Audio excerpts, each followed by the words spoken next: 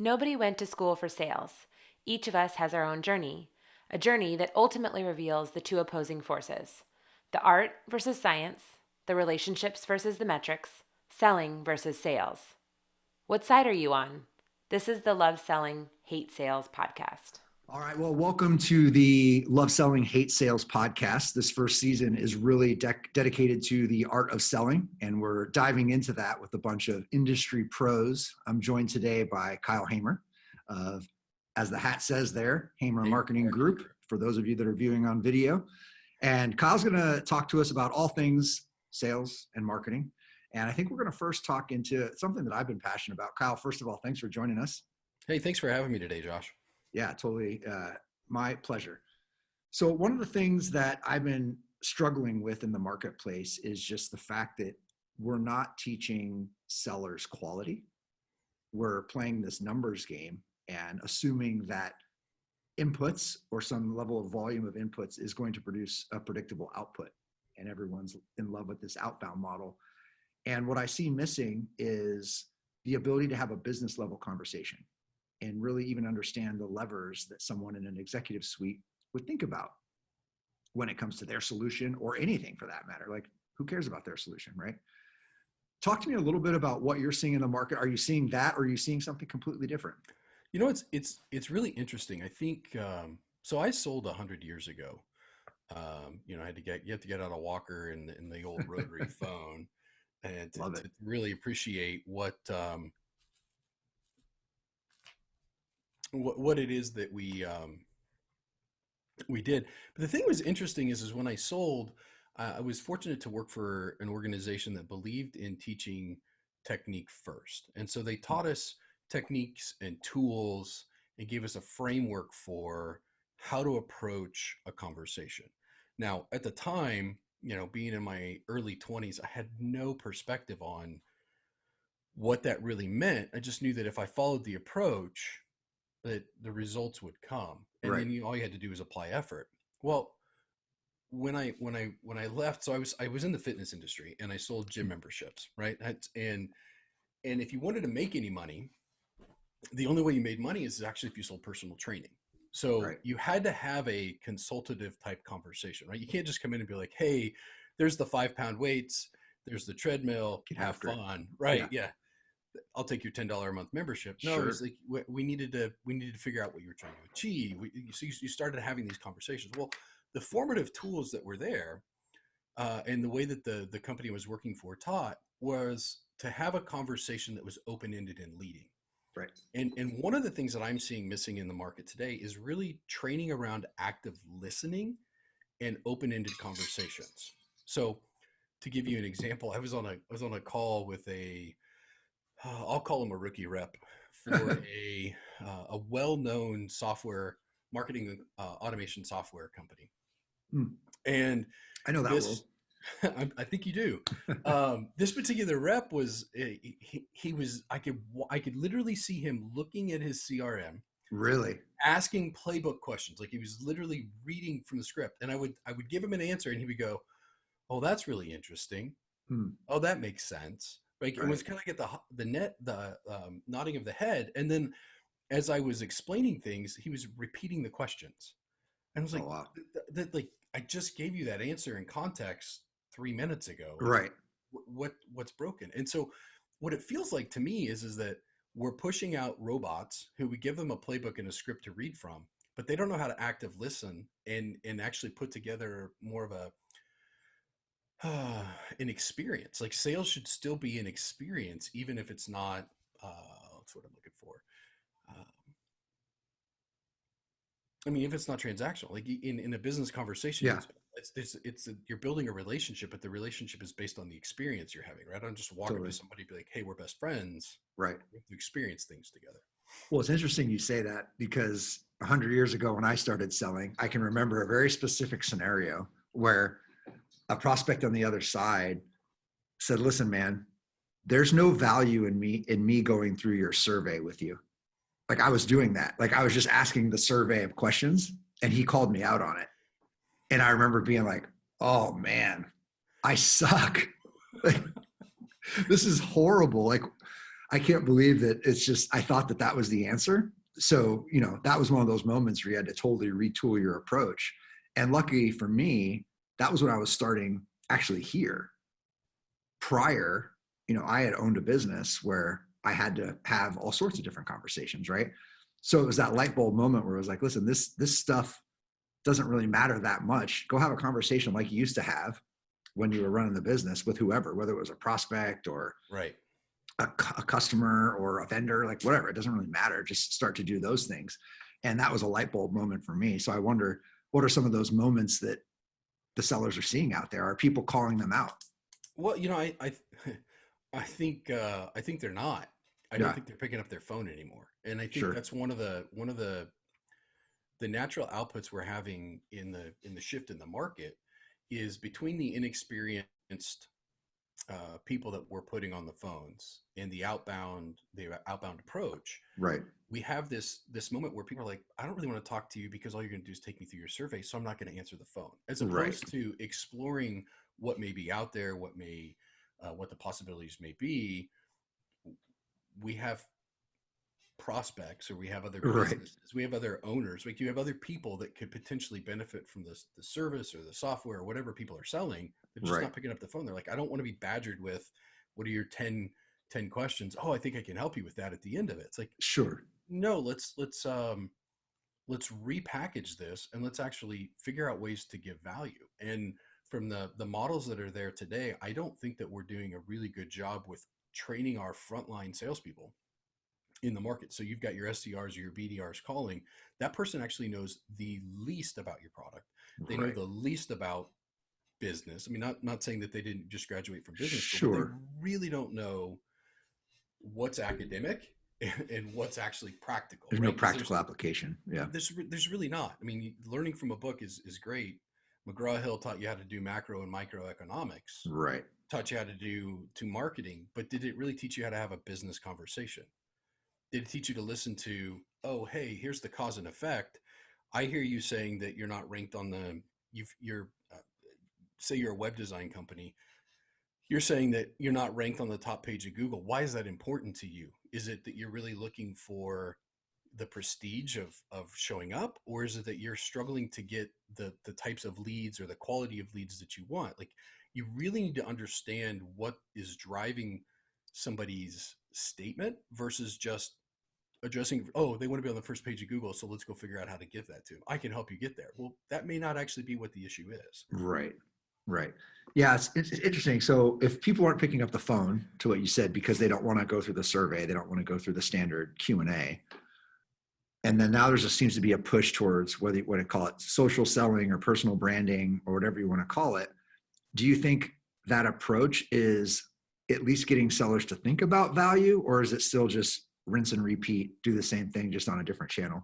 I think there are the progressive companies are thinking about, how do I build a relationship without it becoming rinse and repeat? Here's my questionnaire. Right. But I still think that there are enough companies who um, their sales team has just taken the survey and the conversation from a phone call to now an email, Right. and I think we're rapidly headed towards text messaging, where Yeah. I mean, people are going to start blowing up your phone with, hey, uh, I just had this great business opportunity, or hey, I can give you this service for $25 an hour. What, like, we're taking the lessons that we didn't learn in sales, outbound cold calling, and we're Right. applying them to all the other channels just as horrifically as we did in the first. Just batch and blast. Yeah. So it's interesting that you mentioned text messaging, because I don't know if you see this in your business, but there's always a point in just about every deal where you get to that point where, can we text, like for quick stuff with the prospect? And to me, it's usually a good point where it's that pivot of, all right, there's some level of trust built. They've sent me their cell phone. They've accepted a text message, and they freely communicate with you via text. What are your thoughts on that? I just, because you mentioned it, so I thought it was kind of Well, interesting. it's interesting to me because I have a group that we work with that their whole primary communication platform is text messaging. Okay. So they deliver their service. Their whole everything is done via text. Right. So exploring that world has been interesting because for me, I'm still old school enough that B2B, I don't text you until you become a client, right? So Right. until you've transitioned across that Mendoza line, there's really not a, hey, let me shoot you a text. That doesn't resonate with me. Okay. But I am seeing it happen more and more where, hey, somebody's to your point, we've defined the relationship where Right. we're not at deal is signed, it's not quite there yet, but they may reach out via text. Oh, hey, I had a question about this, or they'll get Yeah. clarity in that instant form, which I think is going to make the phone more valuable, but also a much more dangerous tool Right. for irresponsible people to exploit. Yeah, totally agree. And I think if we come back, bring it full circle into the reason why this podcast is called Love Selling, Hate Sales is because, I love the art side of it and I have a Mhm. hard time with the metrics side of it. While I know it's a necessary evil and I'm not trying to tell people that you shouldn't measure your business, I just think it's the pendulum swung too far to one side. But to this point now, right, we're texting. The Mendoza line shifts from client maybe a little bit sooner, right? And you start having that dialogue. Well, your boss can't measure that. Are you going to go put every text string in Salesforce? Are you going to go right now? Stuff is happening and hopefully it's quality stuff. I mean, I like to think when I'm doing it, it's quality, but who knows? I'm trying not to exploit the channel. But at that point, now you're doing things, you're active in the cycle, you're engaging with a champion or somebody like that within your sales cycle. Can't be measured, can it? I mean, I'm not going to turn around and log every text string into Salesforce. So that's an interesting nuance there.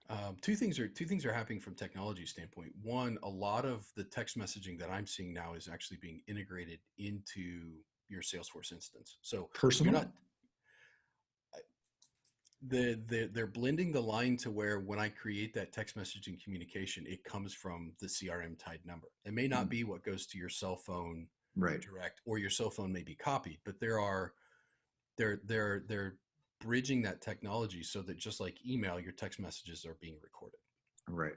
That being said, um, I feel like a lot of the if you look at sales as like a relationship, and I had a friend tell me this a really long time ago. So when you fall in love, there's actually a certain amount of activities and time spent with a particular person before you can quantify that, hey, you're really in love. Right. And in sales, in many ways, unless, hey, my company is on fire and I need somebody with a water hose right now, like the majority of the time there's some sort of relationship thing that happens if you're Right. selling service or a larger ticket item, unless you're really solving, hey, I need this one thing for this one particular moment right now and nobody else has it. Right. There's an art of romance. There's a you know building that trust, building that relationship. So there's activities that have to happen with that. 25 years ago, before we had everything instrumented inside the CRM, Right. there were certain things that would happen, right? So maybe we'd go get drinks, or we'd go to an event together, or there would be things that the text message today represents like what it would have been 25 years ago. And I think Okay. in many ways, what we have to start figuring out in sales organizations or sales led organizations is how to figure out what that influence is. What does it mean as it relates to your sales cycle? Does that mean, hey, the decision makers bought in? Does it mean, now are we moving at 85%? What does that mean? Because you knew that, hey, if I took Josh to go watch the Arizona State football game Right. and I bought him tickets, even though he hasn't signed on the dotted line, odds are, right, Right. we're at 70 or 80%. This deal's going to close. He's not going to accept the tickets. He's not going to accept that step in the relationship Sure. if we're not at a certain point. So, to your point of what do you do with that, you may not be documenting it as much, but you definitely, it should be influencing where your opportunity stage is. Right. Yeah. And then I think there's also that component when you talk about exploiting anything, right? So in text, but even the concept of taking someone into a game, if that gesture is pushed too soon, Right. it could backfire pretty easily. So it's one of those things where, as a seller, you have to have a little bit of awareness of the process, the cycle, the relationship. How are you feeling that out? Where are you in the dance? Right. And I think that's, and maybe for dinosaurs like me, I think that's the part of selling. If you're working with somebody that's really good at sales, Yeah. their EQ is off the charts. Right. And what I mean by that is they're not just looking to get you with a particular product and have it in your, as fast as they can. They want to understand how to move the conversation, move the relationship and stuff, so that this is a decision that you make you're comfortable with, and you're doing so for a long period of time. Correct. And that emotional intelligence that's required in order to pull that off isn't something you can have just by reading a playbook. Love it. Yeah. You just can't. I mean, that's the love selling, hate sales. Selling is really romance. And man, loving it. I mean, it is, right? So you're getting quoted on LinkedIn today, right? Selling is really romance. It is. Like, I mean, I don't know how else to think about it. It doesn't. There's a certain amount of investment you have to make in order to be good at sales. You can be a great cashier at McDonald's. Sure. And have, what did they say at one point? 1 billion burgers served, or billion people served. Right. Well, okay. That doesn't necessarily tie directly to B2B, but when you get into B2B, you're still selling human to human. There's a relationship that happens. It's an extension of your brand. I mean, it's all these components come together. But at the end of the day, it's about romance. Yeah, I love it. If you're not bringing somebody along and trying to build a relationship that you want for long term, nothing's going to pay off. Like, it's going to be hey, we went to a movie and it was no fun, or hey, we went out, we had coffee, we really got to know each other. I spent time getting to understand how this person thinks, behaves. So that the next date, it was like, well, the next time we got together, it wasn't coffee. I recognized that this person actually really enjoys outdoor beach volleyball. So we went out and we played beach volleyball. Like, you start to listen to how the other person behaves, so that your software, your service, your product lines up with really what is their style and who they are. And that art of romance, that emotional intelligence, is I think the difference between, hey, I'm in sales and I'm, top 50%, sure, versus the top 5%. Because the top 5% have figured out how to do it they make it feel natural. The Grant Cardones of the world, right? He'll figure out how to romance you in 2 minutes, right? I'm not saying that everybody needs to do Grant Cardone's system, but there's a methodology to how the elite guys sell, and it's all about romance. You just don't know it. That's super interesting, because I think as B2B sellers, even the good ones, right? So take away the junior reps who are doing surveys.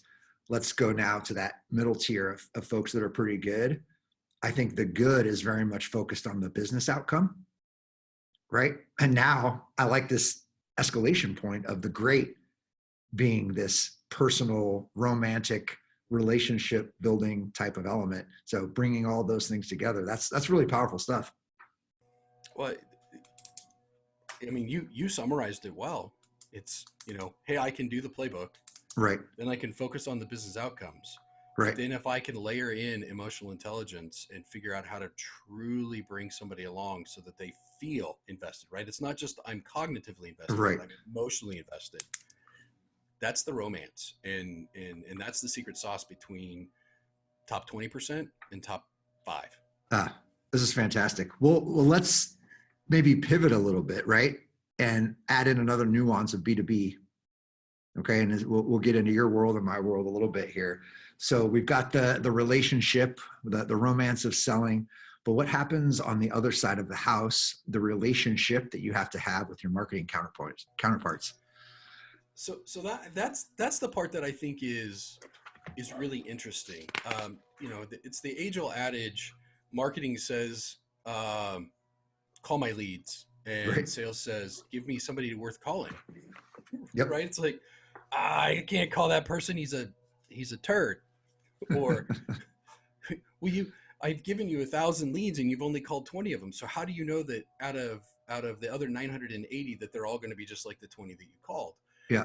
The thing that's really interesting in successful marketing and sales relationships, I think, is that romance, the salesperson understands that romance actually started before the lead was, like, the romance started on the marketing side of things, right? So it was, uh, again, sticking with this particular metaphor, back in the day, you had to write letters to court somebody before you could even Right. get their dad to let you take them out on a date. Right. So, like, marketing is doing all of the letter writing. They're getting the stage set up for you to be able to go out on the date, Mr. Salesperson.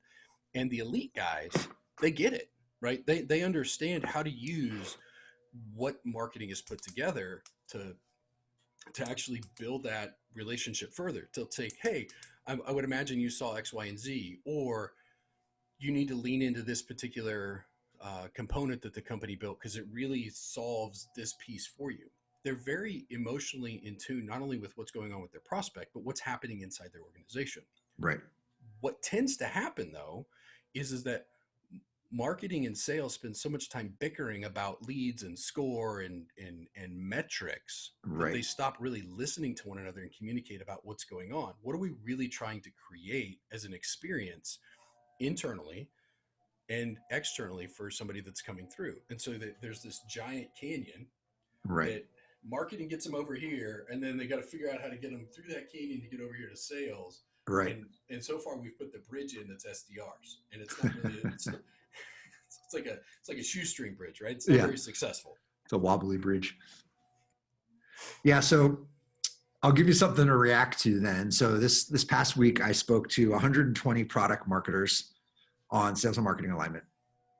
And the idea was there were varying levels of expertise working with sellers. Some had done it for years. Some were, brand new marketers, and this is their first time ever having to work with sales. So it was a pretty broad group of experience. And everything you said about sellers are lazy, they don't follow up on the leads I send them, they don't use the content I send them. One of the things I did was a show of hands, who's heard this about sales? And you almost get 100% participation. And then the next thing is, well, guess what? Salespeople are a lot like you. They're people. And just like in your personal life, to keep your analogy going, you have relationships, right? Well, in your business life, you have relationships too. And those relationships are built on a foundation of one thing. And I actually had the one person, trust. I was like, yes, it's so easy. I had the slide ready, trust, scattered across there. While in that presentation, there were, more than one thing. The one thing that I like the most as a trust builder is just this concept of creating a common language so that you're all saying the same thing and you're all measuring the same thing. And I just want to get your thoughts on that. Like just the idea of coming up with something that you agree upon in the front end, understanding each other's roles, definitions of things, whatever those things are, just that whole idea. Well, I think when you look at trust is built over time, and having a common language is really a powerful component of building trust. But one of the things that I think is probably paramount for sales and marketers, salespeople and marketers, is to understand a day in the life of. So, turn your hat around backwards and you're in sales, put it on forwards, you're in marketing, whatever. But to be truly successful at what you're doing, you've got to see the world through that person's eyes. I mean, there's a old saying, I think it was, the art of advertising, or the science of scientific advertising. I can't think of the guy's name, but he had a statement which was, if you want to see what Josh Wagner buys, see the world through Josh Wagner's eyes. Right. Oh, there you go. Okay. So when you're in marketing, you're thinking about somebody that's in a prospect stage, or you're trying to figure out how to attract, or you're trying to figure out how to tell your story or your narrative or your brand. If you're in sales, you're trying to figure out how to romance somebody or get somebody across the finish line, right? Okay. And what I need to attract somebody may be different than what I need at the finish line right here to get me across the get me across the Mendoza line, to Got get it. me into captured in. But until you've ridden along in sales, you can't see where there's a gap in what you're marketing. Right. And until you've ridden along in marketing, you can't see that you wouldn't have anybody to call on without some of the other things that were happening.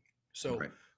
one of the things that we did, the last organization I was at that was really, really successful, is we implemented a weekly 20-minute check-in. And marketing would say, here's all the communication pieces we have going out. And sales would say, here's the ones that sucked last week. Or here's what was really successful. And so it was Right. almost a near real-time loop where, hey, for 20 minutes, we got 20 sales reps and 5 marketers in a room talking about what was going on, talking about what was happening with the leads, what they were seeing in the market. And the organization was able to respond appropriately, was able to respond quickly. But I've been in other organizations where sales and marketing don't ever talk except at the beginning of the month. And there's a figurehead from Right. one department at the front of the group said, we generated 20,000 leads. And then there's somebody that's in front of the sales that said, yeah, sales were down a little bit again. We didn't have the lead volume that we need. You're like, how many more leads do you need than 20,000 a month? Right. Like, so this, the paradigms of communication it's really important that trust is there. But to your point of common language, you've got to build that, hey, we're pulling for the same things and we're listening to one another. Yeah. Because I mean, at the end of the day, if those 20,000 leads were the leads that sales and marketing agreed to type, right, then you wouldn't have that. I mean, 20,000 would be a lot and they would feel great about it. But since that common language wasn't established at some point, then it feels like they suck. So I think what's super interesting about what you said about the 20-minute stand-ups is there takes some trust and some willingness and some breaking down of walls and vulnerability to be willing to accept that feedback. So that's a big part of it, right? Like just the idea of having the 20-minute stand-up is great because it opens doors and gets people communicating. But there's also that relational component of, all right, people are going to tell me stuff that may not feel good. How am I going to react to that? So building that kind of culture, that takes time and patience and trust. It does, but it also requires, I think, emotional intelligence from your marketers or even your Right. sales team, right? Like the EQ you expect somebody to have to close a $15 million deal. Right. You need that same level of EQ in your marketing team to be able to say, okay, the feedback I'm getting from the sales team is this isn't working. I don't take it personal. It means that what we're looking at isn't right, or we didn't frame it correctly for the sales team. So we created this great piece. This content is super awesome, and we gave it to sales, and they Right. don't know how to use it. Right. So the communication gap is on us. Like, here's how we use it. This was what we saw the problem was, and we didn't teach you how to use it appropriately. So if you came back and you're like, hey, this great piece of content you created sucks. Right. Okay, what did I communicate incorrectly?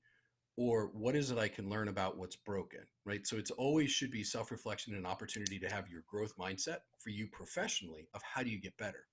Because eventually you'll never be perfect, but if you get better, and you can figure out how to fail fast, there's this safe space that you create for sales and marketing to be very direct. Hey, I hated that email. I thought it was stupid, but I had 15 calls.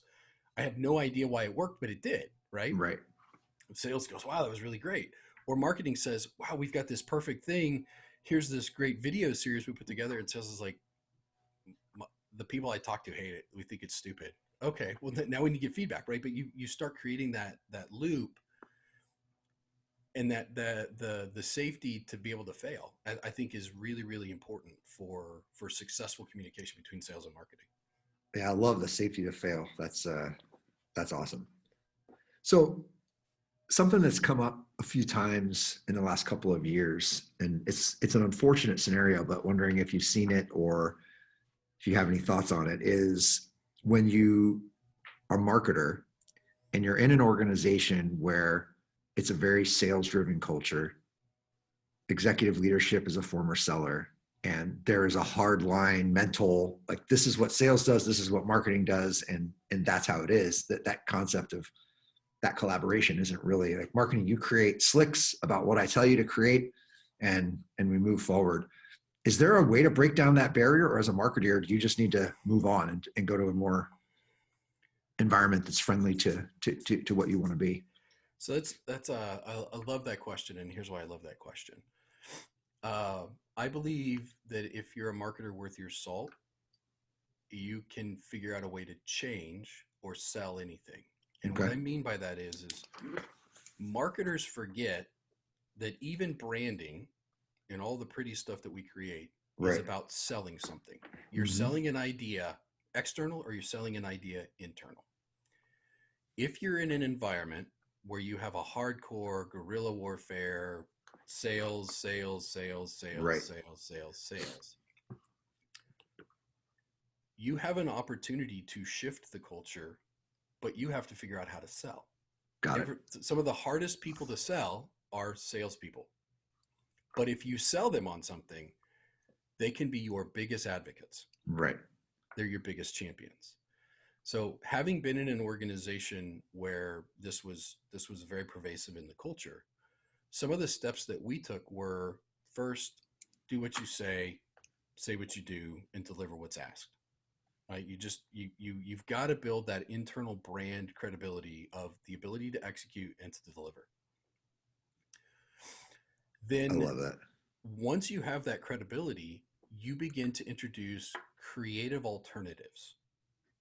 Hey, we're looking at hiring another 15 SDRs. What if we only hired 7 and instead ran this particular campaign and saved the company $250,000 a year? If we're half as right as we think we are, we could probably actually optimize this and create an extra level of EBITDA or whatever it may be, right? You're having these business level conversations. Yep. When you reposition it correctly or creatively, after you have credibility, they're gonna listen. Right. Because even if it's not the CEO or the CRO, the chief sales guy. Oh yeah. Yep. Your COO, the guy who's looking at operations, your CFO, they're thinking about dollars and cents. And when marketing can saunter up to the table, has good credibility, and can make suggestions that are financially sound, right, or that are attractive, you can start to win the game, or start to change the narrative where it matters the most on the P&L statement. So I asked this question quite a while back to someone I was interviewing, and you've gotten into it here, but do you feel that marketers, just like we asked about salespeople, right? Salespeople aren't having the business level conversations.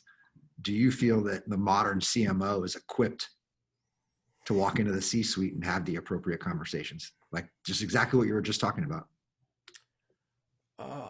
Equipped is an interesting choice of words. I think the modern CMO is as equipped as he wants to be, or she wants to be. And what I mean by that is we all have the bright, shiny objects that we love. Of course. Some CMOs love art and branding and the graphics components. Some CMOs are hardcore data people, and they love all of the science. But some of the best CMOs, the CMOs that have a equitable seat at the table, understand how to balance both the art and the science, just like and communicate it directly to the leadership team. What I think is happening is 2 things are happening right now to marketing leadership. One is marketing leaders are being held accountable for metrics that don't matter. They're being throttled with vanity metrics of how many visits did you get to the website, how many emails did you send, what was your click rate, blah blah blah blah blah blah blah blah. And at the end of the day, those are all vanity metrics, and because they're things that the marketing leader can control, they lean into those. Sure. But the marketing leaders that I think are equipped are the marketing leaders who are focused on revenue, and who are focused on what are the actions we took from an art and a science balancing standpoint that influenced dollars in the door. And when a marketing leader comes to the table, does what they say, Yep. does it consistently, Yep. delivers, and then is now starting to have business level conversations. The CMOs are smart people. Absolutely. VPs of marketing are smart people. Absolutely. The challenge is that they're spending a lot of time maybe talking with creative or spending time talking in operations. And sometimes they just need to step up a level and look at the whole business field and say, okay, we're playing a game of chess, not a game of checkers. Right. Here's how this plays out. Here's how these parts work together. And they need to spend time selling internally as much as they are spending time marketing externally. Yeah, that's a great point. And it's funny, our CMO here at LeadMD, she wrote a blog about the first 90 days as CMO and some things that you should do almost as a checklist, right? And compartmentalize things around, stuff that needs to get done, but really in the first 90 days, this is what you need to do. And the number one thing was building relationships with your counterpart in sales, Yep. with the CEO, with the CFO, figuring out what they care about, like start to make those bridges stronger, to use your analogy from earlier, and either outsource or figure out or let someone else handle the tactical stuff for now. Yep. Right. While you're just kind of hardening that position of where you fit in the C-suite. And it was super interesting. Got a lot of interesting feedback on that. Well, and I think one of the things that happens tactically for somebody, say you've been promoted from within an organization Right. into the marketing leadership position, you immediately go to, oh, these are all the things I want to fix in my department. Right. But you didn't understand what was actually busted with the person before, which to your point is the relationship. Like Yep. marketing doesn't leave because marketing's not successful. Marketing leaves because marketing didn't build a strong enough relationship with their counterparts at the table. Like they're not seen as an equitable partner or a critical component to where the business is headed. Right. If they change the relationship narrative, it's gonna be a lot more difficult for them to move somebody along. Yeah. So there was a story very recently, and new marketing executive coming to the company, and people from both sides, on the marketing side and on the executive side, were breathing down his neck to fix lead scoring. And I have this call with him, and I get introduced under this, hey, you're a marketing technology services company. Can you help me fix the lead scoring? So I get on the phone, and he starts telling me all this stuff. I'm like, how long are you in the seat? And he's like, I'm 6 months in. I'm like, okay. And how long has this been a problem? 2 years it hasn't been fixed. So you're telling me that lead scoring has been a problem for 2 years and it hasn't been fixed? Yep, that's what I'm telling you. Well, it doesn't sound like that big of a problem to me. And just, wait, what are you talking about? I'm like, well, if it was that big of a problem, it would have been fixed within inside of 2 years, right? I mean, lead scoring is not rocket science. And he goes, yeah, I guess so. I said, I'm just going to take a shot in the dark here. And this goes back to relationships early in that process. It sounds like lead scoring is a scapegoat for some broken relationships between marketing and sales. And the guy sits back in his chair. It's like, oh man. He goes, I'm a psychology major. How did I not see this? It's a relationship problem. It's not a lead scoring problem. He's like, all right, we'll be in touch. This was a great call. And that was that. And that's fine. I think it was just one of those things where you're early in the seat. You should be solving for relationships and not necessarily fixing things that seem like they're broken, because those things are just symptoms of likely the bigger problem. I couldn't agree with you more. And you look at the dwindling tenure that sales has in their position. VP of sales position, I think, is now down to about 18 months. Getting close to the CMO. Yeah. CMO is like 23 months is right. And it's falling from, it was at 33 a couple of years ago. I'm just Harvard Business Review stuff. Right. But when you look at that that shift, it's to the start of a conversation where we're putting so much effort on input, and then the input. Hey, we need X number of dials. We need X number of leads. We need right. And not focusing as much on the outcomes, but the outcomes are completely relationship driven. Right. One of the organizations that I was a part of, they were doing Millions. And when I say millions, tens of millions of dollars a year in renewal business on something that didn't necessarily require being renewed because the relationship was so strong, Right. right? So they would come back around, they'd send the invoice like, hey, time for renew. You didn't necessarily have to renew, Sure. but businesses were doing it because the relationship was strong. And so like when an organization figures out how to build relationships that are full of trust, Right. um, where the sales and marketing leaders are leaning into one another and they're focused on common goals. And when I say common goals, it may not necessarily mean the same metric, but um, the outcome is what they're focused on is the same. Right. The conversations get really, really powerful for how quickly a business can move and change. And I Right. think that's why you see organizations like Drift explode. Yeah. You see companies like oh shoot, who's the other one? I just on tip of my tongue, it's gone now. Well, there's a small company in San Francisco that's going after part of the market, like going after part of Uber and Lyft's market. And Oh, okay. the name of the company is Zyro, Yeah. but they've got a sales leader and a marketing leader in their acquisition model that are focused passionately on making life easier for the drivers. And so they have a common goal in the way they're thinking about it and the way they're approaching it, and they're showing exponential growth because what they're delivering to the market is something that's it's being clamored for. And Right. just like with Drift and getting into conversational marketing and the way they're trying to position, bots and the different pieces, when sales and marketing is aligned and they're saying the same thing, focused on the same thing, the outcomes show exponential growth, but Right. most businesses would rather have them bickering with each other. It blows my mind how many businesses let sales and marketing get full of themselves and one person has all the power and they really are one and the same. I mean, it's the right hand and the left hand of the same body. Yeah. Well, Kyle, this is an incredibly quotable episode. I think we have 5 to 10 really good things that can get put out there in the Twitter, LinkedIn osphere, which is fun. But so I think one of the key takeaways for me is just that evolution of selling, right? That the survey, you have to understand the talk track and all that kind of stuff, but then moving that into a business level conversation, but then that upper echelon is selling is really romance. That's my best quote of you from the day.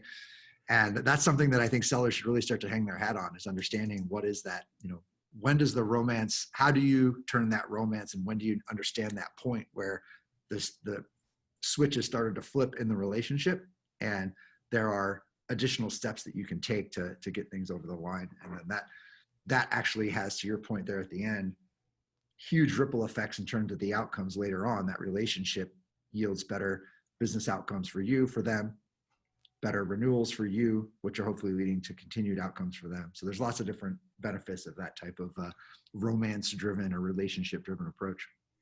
Yeah, the only other key takeaway I'll add there is that love sales, hate selling. Not other way. Love selling, hate sales. Yeah. You're always selling. I mean, Yeah. It doesn't matter if you're in marketing, if you're in sales, if you're internal or external. That's true. Building a relationship is what the core of what it is, and success, whether it's on the revenue coming in, is really a byproduct of how somebody sells, the art of that, Absolutely. Not the actual collection of the dollars. Love it. Well, give us a couple minutes on Hamer marketing. What's the elevator? What do we need to know? Oh, we are everything that drove me insane as a VP of marketing. I've tried to solve for with our little company, and what I mean by that is we focus a lot like LeadMD in marketing automation operations, Okay. trying to make organizations more effective Fantastic. in their marketing stack. As somebody who sat in the leadership seat and had to figure out how to wrestle with sales and Right. build those relationships, we have a unique approach in that we're not tied to a technology. We're not tied to Yeah, we're not tied to a technology or a specific process. We're tied to what makes most sense for the business, and how do we implement that operationally. Sometimes that's hey, we need to get you going with agile marketing. Sometimes that's you need strategy, and sometimes that's well, really you probably should just change your CRM deal stages, and Yeah. this will clear up a lot of what you're struggling with. So Hamer Marketing Group's a small growth marketing agency focused on what marketers need to be successful. I love it. That operational piece is tough, and it's a gap for sure.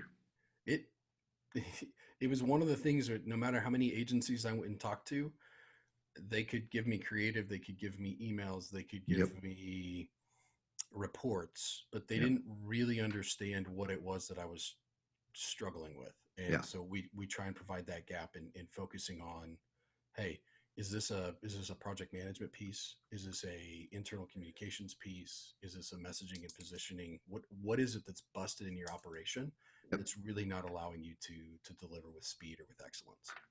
Well, personally, knowing how big that gap is in the market, I know that you will be wildly successful. Well, thank you. Well, awesome. Well, thanks for being on today. Very much appreciate it. And we've got some great stuff here. Have a good one. Awesome. All right, Dave.